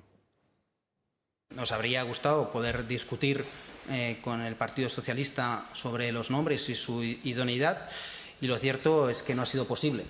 Y nos parece, como usted planteaba, un acto de cinismo que se vetara a Vicky Rosell para ir a un órgano político como es el Consejo General del Poder Judicial. Es un órgano eminentemente político que hace política judicial, y en cambio se utilice una puerta giratoria para llevar a un exministro del Partido Socialista a un tribunal que no es un tribunal cualquiera. En eso tiene razón, o todos o ninguno, ¿no? No solo los que le convengan a Pedro Sánchez. Claro, y es que Podemos quiere su parte del pastel, evidentemente, y además nunca lo han ocultado. Ellos quieren manejar la justicia, como la maneja el comunismo en otros países donde han llevado a cabo esta política. Bueno, a mí me llama la atención, o me sorprende gratamente que el Consejo General del Poder Judicial no haya nombrado a sus dos candidatos, porque el Consejo General del Poder Judicial tiene una función básica y es velar por la independencia de la justicia. Nombrar a esos dos candidatos para que estos dos señores volvieran a entrar o entrarse en este momento siendo ex socialistas o ex parte de un gobierno del Partido Socialista sería todo lo contrario a velar por la independencia judicial. Por lo tanto, espero que el Consejo General tarde mucho en nombrar a sus candidatos y que estos señores no lleguen a entrar. Juan Peña. Bueno, pues ya vemos que nos acercamos a elecciones y vemos que los intereses de Podemos y del Partido Socialista se van distanciando, ¿no? Sí. Ahora cuando hemos escuchado hablar al portavoz de Podemos es como si escucháramos a alguien que no es del gobierno, parecía más de la oposición, y es que los dos su pugna, la pugna fundamental es acaparar las instituciones con miembros que uno de su partido. Lo han hecho en Televisión Española, lo han hecho en muchísimas instituciones y lo van a intentar hacer ahora. La Fiscalía. La Fiscalía, y ahora en el Tribunal Constitucional, pero no sé de qué nos sorprendemos cuando Dolores Delgado es fiscal general del Estado, que fuera ministra de Justicia. Es verdad, sí. O sea, es que la independencia de la justicia se queda muy, muy lejos, que es lo que les interesa. Bueno, vamos al otro tema. El tema de cómo va esto de la ley del solo sí es sí. 40 rebajas de condena, 10 excarcelados a fecha de hoy. Pero ha sido muy contundente. Lo de hoy ha sido espectacular, diría yo, porque la gran apuesta de Pedro Sánchez es: ahora va a venir el Supremo, va a establecer lo que yo le diga, que es ni una revisión más de condena, va a establecer una doctrina universal que acatarán todas las salas de justicia, porque viene del Supremo, y yo ya tranquilo que no tengo que rectificar. Bueno, contrariamente a eso, el Tribunal Supremo lo que ha dicho es: no podemos hacer una doctrina para algo que hay que mirarlo caso a caso. O sea, olvídense de eso, ya se me olvidan. Pero es que en el mismo día el Tribunal Supremo ha decidido reducir la condena a 2 futbolistas acusados de agresión sexual, el famoso caso de la Arandina, que mira tú por dónde, los de la Arandina van a ver cómo el Supremo decide rebajarles la pena de una manera bastante llamativa, de 10 a 9 años, y dejar a Sánchez sin doctrina, con lo cual ha sido por la tarde el Constitucional y por la mañana el Supremo. Un día glorioso. Sí, bueno, yo es que me indigna este tema porque el gobierno está haciendo que se centre la atención, como hablábamos antes, en la violencia política, ¿no? Irene Montero llorando, haciendo el número, ¿no?, de que siendo víctima de violencia. Irene Montero tendría que estar llorando cada vez que sale un agresor. Tendría que haber llamado a las familias y haber pedido perdón, que no lo ha hecho. Una muestra más que le importa más la silla que sus ciudadanos para los que gobierna y para los que legisla. Le importa a Podemos y al Partido Socialista un pepino, permitirme la expresión, la ciudadanía y lo que va a afectar esta ley a la ciudadanía. Y la alarma social. Sobre todo cuando los agresores sexuales normalmente suelen reincidir. Y pasará, y nos llevaremos las manos a la cabeza. Entonces, ¿qué vamos a hacer? ¿Vamos a inventar un nuevo número para echar balones fuera? A mí me parece inaceptable. Alberto. Estoy totalmente de acuerdo con el comentario de Juan. Nos echaremos las manos a la cabeza y diremos: ay, pobrecitos, pobrecitos. Pero no estamos diciendo ahora nada. ¿Por qué? Porque además ellos siguen sin reconocer el error, porque ha sido un error garrafal, y a las pruebas nos remitimos. Volvemos a repetir las cifras de 40 reducciones de pena, 10 excarcelados y los que quedan, porque vamos a ver centenares de violadores en la calle en los próximos meses. Según el Partido Popular, que han hecho las cuentas, unos 450 en total los que tienen posibilidades de rebaja. Entonces, hoy, por ejemplo, hemos leído un tuit de la ministra Irene Montero que dice: la ley al respecto del caso Arandina. La ley es sólida, combate la impunidad y sobre todo protege a las víctimas, también las que no denuncian. Frente a todas las violencias hay que aplicar toda la ley. Bien, pero es que esta ley que aplica, que es la que ella ha sacado adelante, no protege a las víctimas, las vulnera. La vulnera porque reduce las penas de los agresores y escarcela a los agresores, por lo tanto de protección nada. Y yo me pregunto, ¿y quién nos protege a nosotros de este gobierno? ¿Quién nos protege a los ciudadanos de un gobierno que ley tras ley, acción gubernamental tras acción gubernamental se dedica exclusivamente a dañar la sociedad española, a los ciudadanos, a los individuos, nos mete las manos en los bolsillos constantemente? Y ahora en este caso, esta última acción es la de escarcelar violadores. ¿Quién nos va a defender a nosotros de este gobierno? Creo que los españoles tenemos mucho más que decir. Ya. Bueno, pues mira, quieren auparla a ser la candidata de Podemos porque ya no se fían de Yolanda Díaz, porque dicen que la ven pasiva, que la ven que no está por la labor. ahora se lo vamos a enseñar, que esto no es una sospecha que tengamos nosotros solos, sino que la comparten varios medios de comunicación con fuentes que nos dicen lo que nos dicen. Y es que no nos gusta Yolanda Díaz.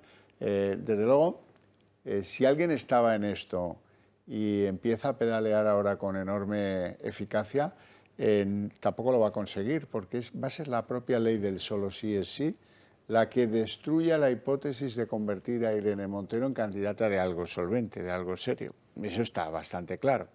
Bueno, y hay que abordar otro tema importante. 5:30 de la tarde, comunicado del Partido Popular, Esteban González Pons comparece en conferencia de prensa. ¿Y qué ha dicho? Antes lo hemos oído juntos. ¿Qué ha dicho Pons, Esteban González Pons? Que reclama la dimisión del ministro del Interior, Fernando Grande Marlaska. ¿A propósito de qué? Pues de que nos ha mentido reiteradamente y en casi todo respecto del comportamiento que tuvieron en la valla de Melilla cuando fue asaltada ilegalmente. Es muy grave que se oculten heridos y muertos en territorio nacional, que se niegue auxilio y atención a quien está muriendo a nuestros pies y que se permita que los gendarmes marroquíes entren en España a llevarse a los heridos y a llevarse a los muertos. Porque la mentira es inaceptable en nuestro sistema político. El ministro del Interior debe dimitir esta misma noche.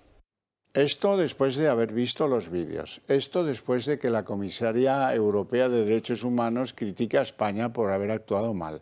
Esto después del reportaje de la BBC y de que otra de estos pool periodísticos internacionales diga que hubo muertos en suelo español. Es que ya está bien todo esto. Juan. Es que volvemos a lo mismo. Es un drama humanitario. Y un drama humanitario cada vida cuenta. Cada vida tiene una trayectoria, cada vida tiene unas familias. Y tú no puedes tapar con arena ni con mentiras lo que es un drama humanitario.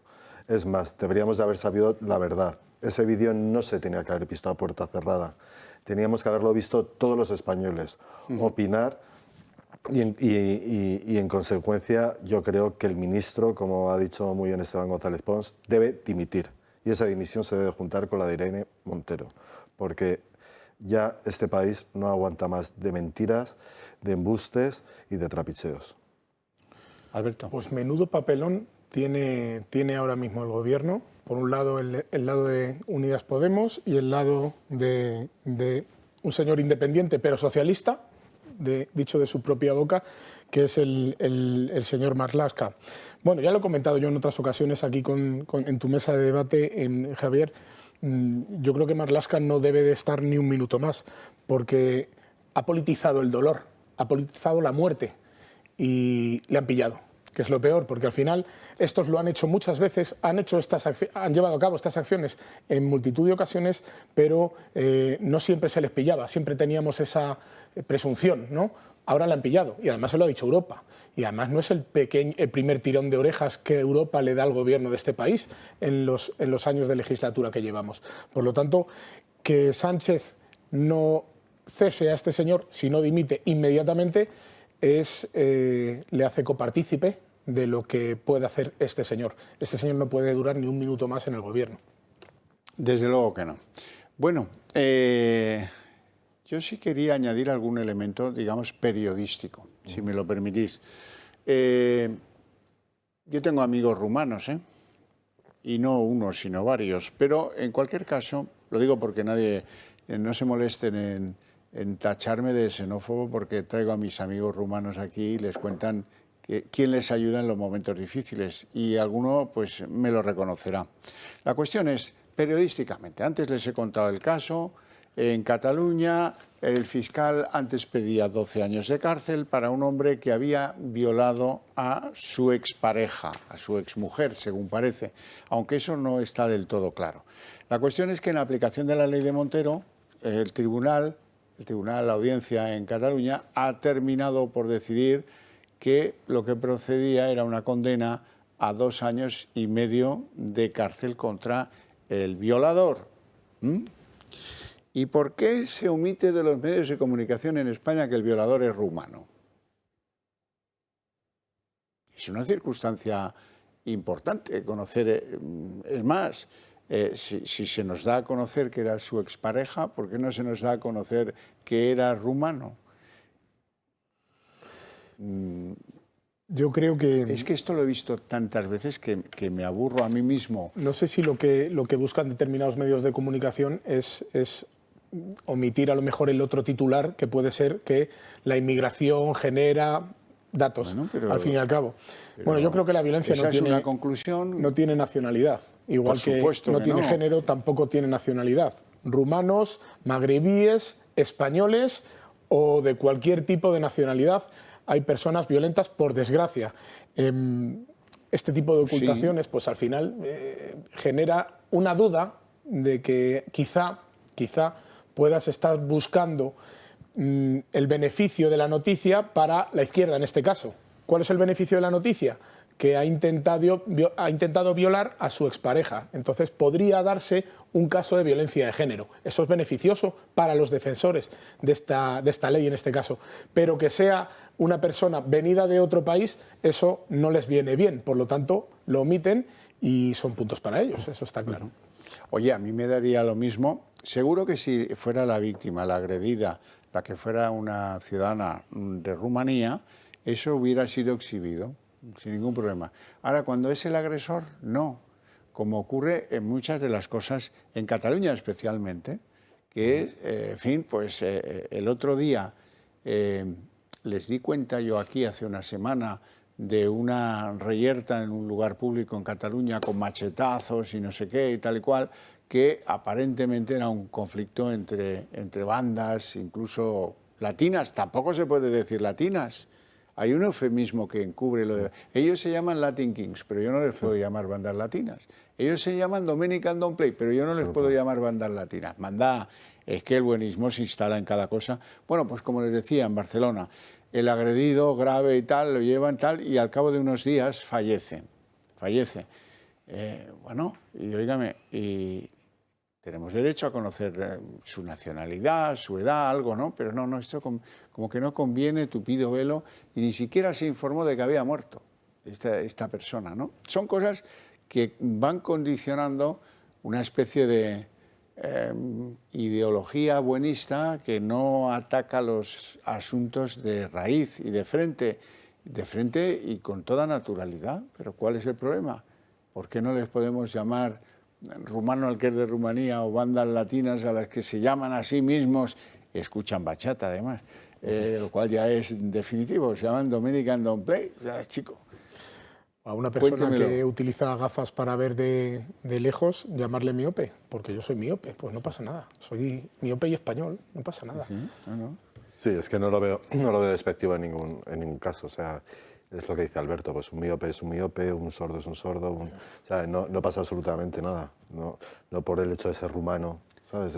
Estás despreciando. Nadie está pidiendo que le aumenten la condena información, por ser rumano. Sí, es una cuestión periodística, como comentaba. Es una información más, ¿no? Pero bueno, ya sabemos que este gobierno maneja las noticias como quiere y a su antojo. Ya está, tampoco hay más. Bueno, ¿cómo está la situación electoral en Madrid? Esto tú te lo sabes al dedillo, cuéntanos. ¿Qué dicen las encuestas, sobre todo las internas, si pudiera ser? Hombre, pues encuestas internas de momento, pues no te voy a engañar, no tenemos, pero sí sabemos cuál es el sentir. Ay, no tenemos, no sé yo, si me estás engañando.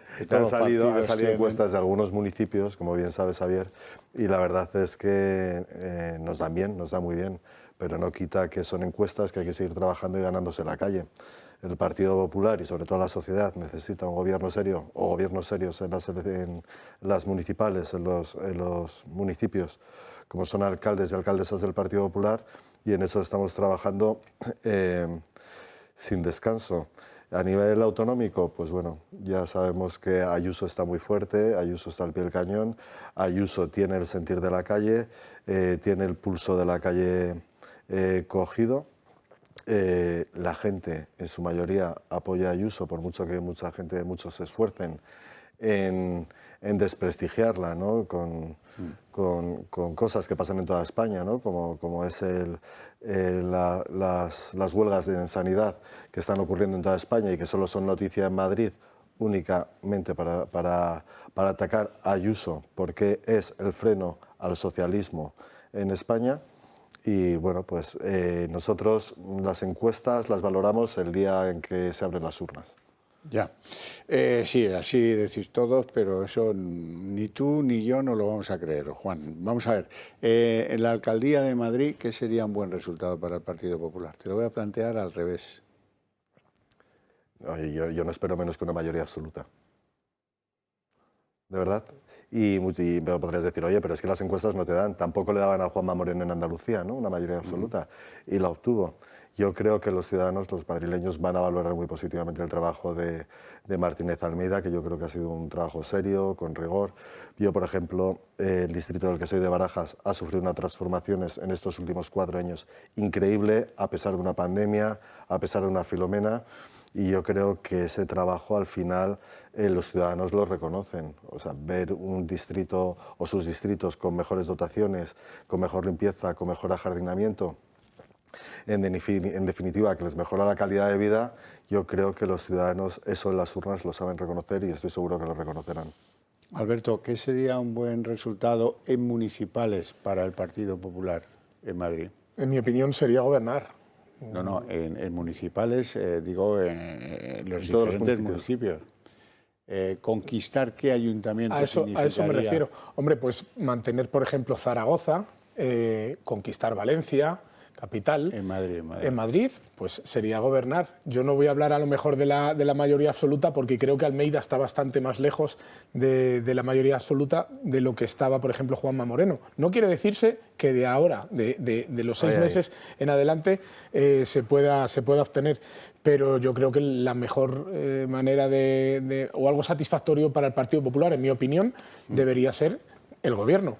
¿Cómo? Pues con quien tenga que pactar, con quien le permita pactar, en el caso de que no consiga la mayoría absoluta. Esa sería la mejor de las encuestas, evidentemente. Hombre, digamos que Almeida ha tenido la suerte del error garrafal de los socialistas en la elección de su candidata, que es una persona poco conocida, ¿no? Han entregado la alcaldía en ese sentido. Es una vez más que llega una paracaidista del Partido Socialista, ¿no?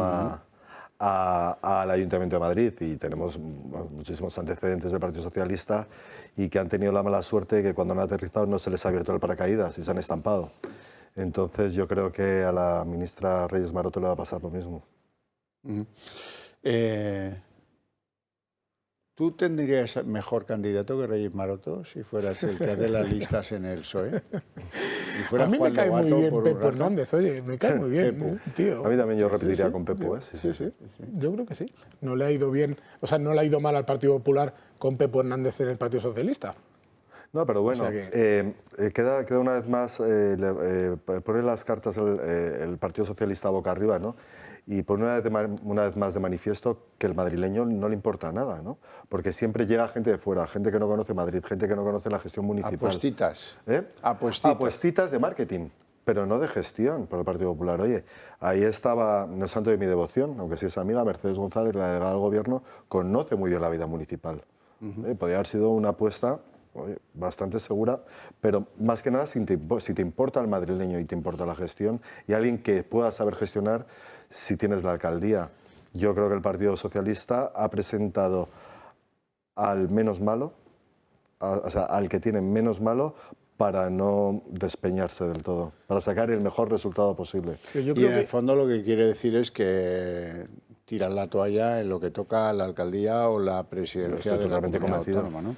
Imaginémonos un paseo sin escoltas, sin personas sin asesores ni nadie a su alrededor de la candidata del Partido Socialista y de Martínez Almeida por cualquier ciudad de España, no hablo por Madrid, que digamos que el alcalde tendría una ventaja, por cualquier ciudad de España.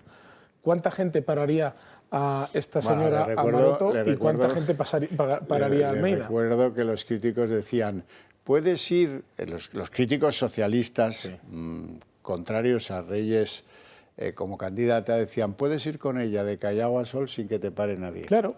Pero es que es cierto, es que es cierto. No como le ocurrió a Illa en el caso de Cataluña, que se presentó y encima fue el ganador de las elecciones, aunque no ha gobernado. Pero Illa llevaba muchos meses en una cámara en la pandemia. Esta señora no. Casi a diario. En fin, no tenemos tiempo para más. Os agradezco muchísimo vuestra presencia en el programa y vuestras opiniones, y a ustedes les invito a ver a continuación El Día en 30 minutos.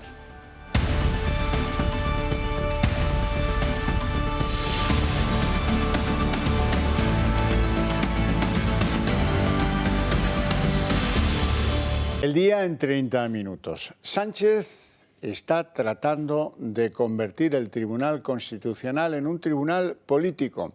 El tribunal donde precisamente le habían dado dos sonoros varapalos por la inconstitucionalidad de los dos decretos que establecían el estado de alarma en la pandemia, ahora parece que empieza a sufrir las consecuencias.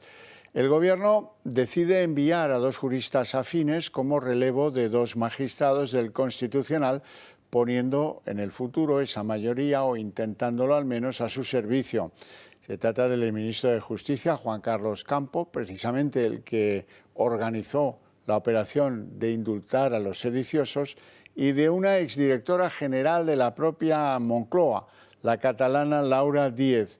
Son dos perfiles de personas de confianza del propio presidente del Gobierno. La decisión contradice lo dispuesto en la Constitución, que establece que la renovación de los magistrados debe producirse por terceras partes, es decir, que si son 12 los magistrados hay que renovar 4, los 2 que pone el Gobierno y los 2 que tiene que poner el Consejo General del Poder Judicial. Marina Álvarez. ¿Qué tal? Muy buenas noches. Estos nombramientos convierten al Constitucional en un tribunal político. Nunca antes un ejecutivo había seleccionado a personas tan cercanas, tan ligadas a Moncloa, para ocupar ese puesto en el Constitucional. Campo y Díez se integran en un órgano pendiente de resolver sobre leyes redactadas por su propio partido. La ley del aborto, recurrida por el PP hace más de una década, la de la eutanasia o la última reforma educativa liderada por la ministra Celaá son solo algunas de ellas. Pero sobre todo su voto, el de estos dos magistrados, será decisivo para validar una hipotética consulta futura en Cataluña que forma parte de ese plan a medio y largo plazo del Gobierno. Pedro Sánchez ya ha elegido a dos personas para cubrir las vacantes disponibles para el Tribunal Constitucional. Juan Carlos Campo, juez y exministro de Justicia, y Laura Díez, exdirectora general de Presidencia, son las personas elegidas por el presidente del Gobierno. Juan Carlos Campo, cuando ocupaba el cargo de ministro de Justicia, fue la persona encargada de dar vía libre a los indultos del Procés. Se ve que ha pasado por la oficina de cobros y pagos para que Sánchez le devuelva el favor. Serenidad, hay que esperar que el Tribunal Supremo forme, se valorarán uno por uno las distintas circunstancias que concurren y elevaré la propuesta a Consejo de Ministros y ahí habrá un debate, evidentemente, y a partir de ahí se verá la posición del Gobierno. Sin duda, Sánchez barre para casa como era de esperar con estos dos nombramientos. Ya avisó a principios de mes que iban a cumplir con la Constitución. Más que cumplir, parece un intento de control de la justicia por su parte. Es un asalto a la misma. Y el Gobierno de España, en fin, no le voy a poder decir cuándo, pero no le quepa duda de que el Gobierno de España cumplirá con la Constitución. Vamos a cumplir, lógicamente, con la Constitución. El Gobierno ya había manifestado su intención de nombrar a los candidatos sin esperar a que el Consejo General del Poder Judicial designara a los otros aspirantes. Ya lo dijo Campo, nos llevan al lado oscuro. Porque todos aquí sabemos que el miedo es el camino hacia el lado oscuro. Permítame que utilice las sabias palabras del maestro Yoda. Miedo es lo que los españoles tienen con las decisiones del Gobierno. Laura Díez, el otro fichaje de Sánchez, no parece que haya sido una gran asesora previamente, ya que han sido dos revolcones a los decretos del estado de alarma por inconstitucionales y ella se encargaba de ellos. ¿Cómo es posible que se nombre a un exministro y una exdirectora socialista para el Constitucional? ¿Decidirán si las leyes que impulsaron en la política son o no constitucionales? Y de nuevo la arrogancia. El ministro de Presidencia, Félix Bolaños, decía de buena mañana que no, aquí el Constitucional lo único que tiene que hacer es verificar si los dos candidatos, Campo y Díez, cumplen o no cumplen con los requisitos formales, olvidándose de la independencia, que también es un valor que tiene que tener en cuenta el Tribunal Constitucional. La contradicción llegó unas horas después. El Constitucional decía que ni siquiera van a estudiar los dos candidatos del PSOE, que lo que tienen que hacer es estudiar a los 4 candidatos que van a renovar el Constitucional en su conjunto.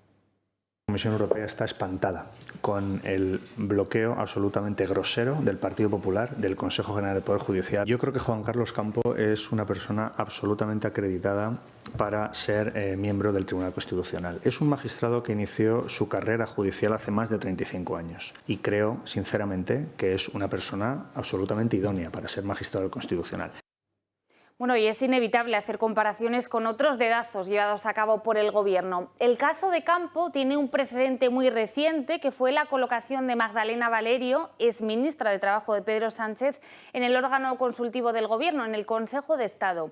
Pero sin duda el mayor paralelismo lo tenemos hoy con ese nombramiento de Dolores Delgado, también ministra de Justicia de Sánchez, como fiscal general del Estado al principio de que arrancara Pedro Sánchez en el Gobierno. Igual de sonados fueron el relevo de Juan Rodríguez Po por Elena Manzanera al frente del INE, aquí la tienen, y la designación del socialista Tezanos como presidente del CIS, o el enchufazo de la exministra Celaá como en la Embajada del Vaticano. También pasará a la historia la inclusión de Pablo Iglesias en la comisión que controla al CNI. Muchos se acordarán, desde donde el fundador de Podemos tuvo acceso durante un tiempo a todos los secretos del Estado. El portavoz de Unidas Podemos en el Congreso, Jaume Asens, decía que, hombre, hay algo de puerta giratoria en estos nombramientos. Probablemente sufría el escozor de ver cómo se cuestionaba el posible nombramiento de Victoria Rosell por haber venido del mundo de la política y que ahora no se tenga en cuenta con Campo cuando va a ser magistrado del Constitucional. Los de Podemos dicen claramente que el método no les preocupa, que son cómplices de ese método, aunque sí cuestionan que el Gobierno no les haya consultado los nombres. Nos habría gustado poder discutir con el Partido Socialista sobre los nombres y su idoneidad, y lo cierto es que no ha sido posible. Y nos parece, como usted planteaba, un acto de cinismo que se vetara a Vicky Rosell y, en cambio, se utilice una puerta giratoria para llevar a un exministro del Partido Socialista a un tribunal. Las reacciones no se han hecho esperar desde la oposición. El PP asegura que este asalto a las instituciones es impropio de una democracia europea, y desde Vox le piden a los populares que tomen distancia infinita con el Gobierno. Patxi López, el portavoz del PSOE, justifica estos dos nombramientos. El Ejecutivo de Pedro Sánchez ya tiene a sus dos candidatos para el Tribunal Constitucional y sorpresa, se tratan de Laura Díez, la exdirectora de Presidencia, en última instancia dependiente de Félix Bolaños, y del exministro de Justicia, Juan Carlos Campo, más conocido por ser uno de los firmantes de los indultos del Procés. Sin embargo, el portavoz del Partido Socialista aquí en el Congreso, Patxi López, ha justificado la decisión en un mandato de la Carta Magna. Es un mandato constitucional claro y directo. Esa propuesta del Gobierno no está condicionada al incumplimiento de otras instituciones, porque sería tanto como decir que el Gobierno no cumple la ley porque otras instituciones no la cumplen. Por lo tanto, el Gobierno cumple la ley y elige a sus representantes. Frente a esta decisión del Gobierno, esta ha sido la reacción del portavoz de Vox, Iván Espinosa de los Monteros. Pues ya indica el poco respeto que tienen por las instituciones y por su independencia. Y lo hemos dicho siempre, con este Gobierno solo cabe distancia infinita, en todo. Por su parte, la portavoz del Partido Popular, Cuca Gamarra, ha tildado la decisión de histórica en la democracia española. No se ha visto y creo que no se verá en ninguna democracia europea, sino que será la primera vez también en la historia del Tribunal Constitucional que formarán parte del mismo personas a los que el propio Tribunal Constitucional les ha dictado resoluciones en relación a su actividad cuando han formado parte del Poder Ejecutivo. Y la gran pregunta, ¿qué pasará ahora en el Constitucional tras los nuevos nombramientos del Gobierno? La Constitución exige que este relevo se produzca de forma simultánea a esa propuesta de los jueces. Desde el Tribunal de Garantías ya han adelantado que van a dar cierto margen, unas 2 o 3 semanas al CGPJ, antes de examinar a los magistrados del Gobierno. De momento no se va a convocar ningún pleno para valorar la idoneidad de Campo y de Díez. Algunos magistrados, eso sí, urgen a renovar ya el tribunal porque consideran que el bloqueo se debe a un incumplimiento deliberado de los jueces del CGPJ. Los candidatos del Gobierno a magistrados del Constitucional no reúnen un principio fundamental, el de la debida independencia. es un principio más exigible quizá que los principios de carácter circunstancial o técnico. Se trata de que son dos políticos de confianza de Moncloa y del presidente y que han sido ambos responsables directos de los dos decretos del estado de alarma que fueron declarados inconstitucionales por el alto tribunal. Son esos dos. Se trata, pues, de otro asalto a las instituciones por parte del gobierno Sánchez. Un exministro de Justicia, el que firmó los indultos, y una directora general y cargo como vicepresidenta del Consejo de Garantías Estatutarias de la Generalitat, que es la más alta institución jurídico-consultiva del gobierno catalán, del que cobraba la señora Laura Díez, siendo que el Tribunal Constitucional se tiene que pronunciar sobre los decretos lingüísticos de Aragonés que permiten no cumplir la sentencia del 25% de español, pues ya sabemos por qué quieren poner a esta señora. Es decir, que además de puertas giratorias hay un claro interés político en su nombramiento, que supone una clara injerencia, una injerencia interesada en las mayorías futuras del Tribunal Constitucional. Además, según la Constitución, la renovación debe producirse por tercios, simultáneamente los dos que propone el Gobierno junto a los dos que propone el Consejo General del Poder Judicial. El Gobierno, para cumplir con esa simultaneidad, tendrá que esperar a que decida el Consejo del Poder Judicial. Entramos en una zona crítica porque, por mucho que el Gobierno esté cansado de esperar y tenga prisa, este es un mandato que impone la Constitución, el que sea renovado en tercios, por mucho que el Gobierno quiera, pues se va a encontrar con un así no por parte del Tribunal Constitucional. Y lo más fácil es que se acabe asumiendo que tienen que ser los 4 nuevos magistrados los que sean nombrados al unísono. Ahora, el arrebato del Gobierno, con sus dos candidatos echados sobre la mesa, sí tiene un sentido, el de apretar al Consejo del Poder Judicial para que nombre a sus dos candidatos más bien pronto que tarde.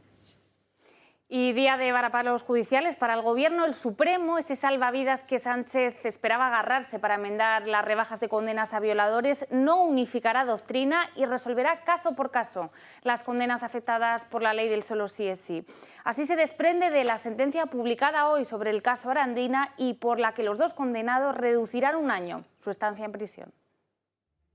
La justicia vuelve a dejar en evidencia a Irene Montero. La ley del solo sí es sí obliga al Supremo a rebajar las penas de los 2 exjugadores condenados por el caso Arandina. En lugar de los 10 años y 1 día de prisión que les hubiese correspondido con la anterior legislación, el Tribunal Supremo deja la condena en 9 años y 1 día. Pero el alto tribunal deja también en evidencia a Pedro Sánchez, ya que no unificará la doctrina tal y como indicó el propio presidente del Gobierno. Finalmente, la nueva norma podrá aplicarse en beneficio del reo cuando se fije ahora una pena inferior en aquellos supuestos en los que así proceda, pero analizando, eso sí, caso por caso y no de forma global como pedía el Gobierno. Cabe destacar que con esta decisión del Supremo sobre el caso Arandina, son ya 40 los agresores que han visto rebajada su condena y 10 los excarcelados. Un goteo de revisiones que está siendo constante. Ayer mismo conocíamos la rebaja de la pena a 2 hombres que en 2020 fueron condenados por violar de forma simultánea a una joven.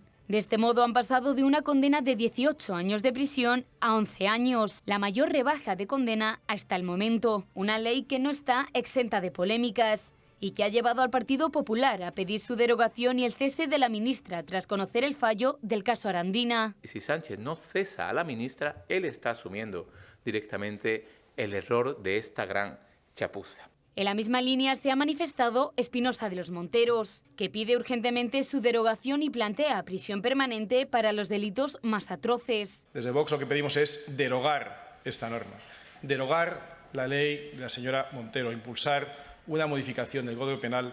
El Gobierno de momento evita aclarar si reformará la ley, mientras que la ministra de Justicia, Pilar Llop, ha defendido su aplicación. Hablamos y mucho de las rebajas de condenas por la afectación de la ley del solo sí es sí, pero piensen ustedes que ahora en los tribunales de justicia se trabaja ya con esa ley sobre la mesa y que las nuevas sentencias también incorporan rebajas importantes. Hoy se ha producido la primera de esas sentencias con la ley del solo sí sobre la mesa del Tribunal Juzgador, que ha bajado las peticiones del fiscal, que eran de 12 años, a solo 2 años y medio de cárcel. Esa va a ser la condena a un ciudadano rumano por violar a su expareja en Blanes en 2018.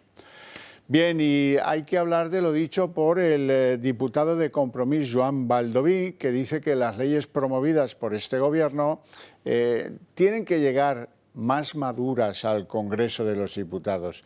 Y si es necesario más tiempo de estudio, pues que lo apliquen, que lo usen y desde luego que eviten el ruido. Y la última recomendación del sentido común de Baldoví: si es necesario enmendar la ley del solo sí es sí, que se haga. Si la ley, con todas las buenas intenciones del mundo, no ha servido para esto, si hay que rectificar alguna cosa, pues que se rectifique, porque seguir empecinado en que no se arregla, pues yo creo que no es la mejor manera de abordar, porque al final se seguirá generando más ruido respecto de una ley que tiene muchísimas cosas positivas, pero al final se verán ensombrecidas solo por esto. Por tanto, si hay que enmendar, que se enmiende. Y crece la polémica por otra de las leyes estrella de Montero, la reforma del aborto. El texto, que contempla la creación de una lista negra de médicos objetores, castiga aún más a estos sanitarios y les impedirá participar en los comités clínicos que deciden sobre abortos peligrosos para la madre o para el feto. Podemos y los socios nacionalistas del Gobierno consideran que estos médicos no son suficientemente objetivos para participar en estos comités. La decisión, por cierto, se ha incorporado en un añadido de última hora dentro de la ley. En Podemos dicen que la pasividad de Yolanda Díaz, la vicepresidenta del Gobierno, les está produciendo nerviosismo. Tanto nerviosismo como que están pensando muy seriamente llevar a Irene Montero a la condición de candidata de esa formación de cara a las próximas elecciones. Y momentos de tensión los que se han vivido esta tarde en el Pleno del Congreso. La diputada de Vox, Patricia Rueda, ha sido expulsada de la tribuna tras negarse a retirar el término filoetarra, dirigido a los socios parlamentarios del Gobierno. El incidente se ha producido en un debate para apoyar la candidatura de Málaga como sede para la Expo de 2027. Según Rueda, Sánchez ningunea a regiones como Andalucía y premia, sin embargo, a filoetarras, nacionalistas y golpistas. Los 52 diputados de Vox han abandonado el hemiciclo tras la que consideran una expulsión gravísima de una de sus compañeras. El hijo de Adolfo Suárez Illana, ha decidido abandonar el sillón de diputado en el Congreso y también sus cargos en la mesa en nombre del Partido Popular. Dice que va a dedicar los próximos años a su familia y a su vuelta a su profesión. El diputado del PP y miembro de la Mesa del Congreso, Adolfo Suárez Illana, ha anunciado este martes que presentará en los próximos días su renuncia al escaño, tras comunicar su decisión al presidente del Partido Popular, Alberto Núñez Feijóo, con el objetivo de retomar sus obligaciones profesionales y familiares. En una carta, Suárez Illana agradece a la dirección del PP su ayuda y comprensión estos años, pide disculpas por los errores cometidos y hace llegar su más profunda gratitud a los que le han permitido desarrollar su trabajo. Además, explica que ha acordado con Feijóo su relevo al frente de la Fundación Concordia y Libertad. El Grupo Popular, por su parte, le agradece la labor realizada durante estos años como representante del PP en el Congreso, especialmente su tarea institucional desde la mesa, afirmando que su esfuerzo y dedicación en este tiempo han contribuido a lograr que el partido se haya convertido, según sus palabras, en la única alternativa al gobierno de PSOE y Podemos. En la página económica, hoy ha aparecido el IPC adelantado del mes de noviembre, es del 6,8%, gracias, eso sí, a los descuentos en cada litro de combustible que compran los españoles y en el IVA de las facturas del gas y de la electricidad. Así es que la rebaja tiene mucho que ver con esas medidas que ha introducido el Gobierno. Hay que señalar que el dato global retrocede para la inflación llamada subyacente, la que no incluye a los productos energéticos ni a los productos alimentarios frescos. Eso ha aumentado, una décima, 6,3%. Así es que en diciembre todo va a depender de que se mantengan los descuentos de los 20 céntimos dichosos en cada litro de gasolina. Y vamos con más noticias económicas. El Gobierno plantea ampliar hasta los 30 años el periodo de cálculo de la pensión. El ministro Escrivá propone descartar los 2 peores años cotizados, lo que permitiría elegir los 28 mejores. El ministro de Inclusión, Seguridad Social y Migraciones debe cerrar la reforma de las pensiones antes del 31 de diciembre, por lo que ha planteado dar un paso definitivo. La medida consiste en ampliar de 25 a 30 años el periodo de cálculo de la pensión, eligiendo los 28 mejores años cotizados. UGT o comisiones obreras comparten una idea completamente opuesta a la del ministro y muy similar a la del Banco de España, que considera que daña los intereses de los trabajadores y futuros jubilados. ¿Qué ocurre con los trabajadores y las trabajadoras que tienen las carreras profesionales más largas, que tienen 40, 45, 48 años de cotización a la seguridad social? ¿Va a haber algún elemento positivo para esos trabajadores, como ocurre con la mayoría de los sistemas europeos, o no lo va a haber? Esta medida favorecería a trabajadores con trabajos irregulares y con lagunas laborales, pero perjudicaría en gran medida a aquellos que tienen trabajos sin problemas y estables. Por su parte, Yolanda Díaz tampoco comparte la visión de Escrivá. Ampliarlo a 30 años es, desde luego, un endurecimiento del acceso a las pensiones de jubilación que nosotras no podemos compartir. La patronal COE-CEPIME ya mostró su contrariedad en el momento que el Gobierno elevó las bases de cotización a sus espaldas en los presupuestos, por lo que ahora tampoco defienden la medida y apuntan que es un aumento extra de costes laborales. Por su parte, los empresarios están estudiando la propuesta, pero lo ven complicado. Mientras Bruselas exige negociar el cálculo del periodo de las pensiones, el ministro elude su compromiso y cambia de opinión cada mes frente a la opinión pública. Un proyecto que tiene que presentarse a final de año para cumplir con el componente 30 del Plan de Recuperación, Transformación y Resiliencia. El Partido Popular, por boca de Esteban González Pons, ha pedido hoy la dimisión del ministro del Interior, Fernando Grande Marlaska, por mentir respecto de las actuaciones que tuvieron lugar en la valla fronteriza de Melilla. Es muy grave que se oculten heridos y muertos, que los gendarmes marroquíes entren en España a llevarse a los heridos y a llevarse a los muertos. Porque la mentira es inaceptable en nuestro sistema político. El ministro del Interior debe dimitir esta misma noche. Y la comisaria europea de Derechos Humanos dice que la actuación española es criticable en la valla de Melilla, a la vez que el pool periodístico Lighthouse Report afirma que hubo muertos en suelo español. Y en tribunales, Antidroga pide 9 años de cárcel para el abogado de Puigdemont, Gonzalo Boye, por blanquear fondos del capo del narcotráfico Sito Miñanco. Según la Fiscalía, el letrado intentó falsificar el origen de una maleta con dinero incautada por la policía española en Barajas. Para el gallego, la Fiscalía pide 31 años de cárcel. La Fiscalía Antidroga ha pedido 31 años y 6 meses de prisión para José Ramón Prado, conocido como Sito Miñanco, y 9 años y 9 meses de cárcel para Gonzalo Boye, que fue procesado por la magistrada por un presunto delito de blanqueo de capitales. Todo ello por su presunta participación en el operativo para recaudar casi 900.000 euros que la policía había incautado a miembros de la organización de Sito Miñanco en el aeropuerto de Madrid-Barajas. Boye y otros 2 abogados se sentarán en el banquillo por su presunta implicación en la elaboración de documentos y contratos de compraventa de letras de cambio para recuperar el dinero confiscado por la policía. Todos los acusados guardan una supuesta relación con la operación Nito centrada en la red que presuntamente dirigía Sito Miñanco. Esta intentó introducir sin éxito en España más de 4.000 kilos de cocaína en 2 operativos diferentes que fueron truncados por los investigadores que le siguieron la pista desde 2016. En Ucrania, concretamente en la ciudad de Jersón, han sido descubiertos los restos de 6 personas enterrados en una fosa común. Algunos de ellos tenían las manos atadas con cuerdas y presentaban disparos en el cráneo, la boca muy abierta y los dientes cubiertos de una espesa capa de barro negro. Y desde hoy ya puede visitarse la Puerta del Sol, el tradicional Belén del interior de la Real Casa de Correos. La instalación tiene una superficie de 155 metros cuadrados y cuenta con más de 310 destacadas figuras, entre las que hay que destacar la de San Isidro Labrador, el patrón de Madrid. Además del Belén, el Gobierno regional ofrecerá estos días diferentes conciertos gratuitos en el interior de esa Real Casa de Correos.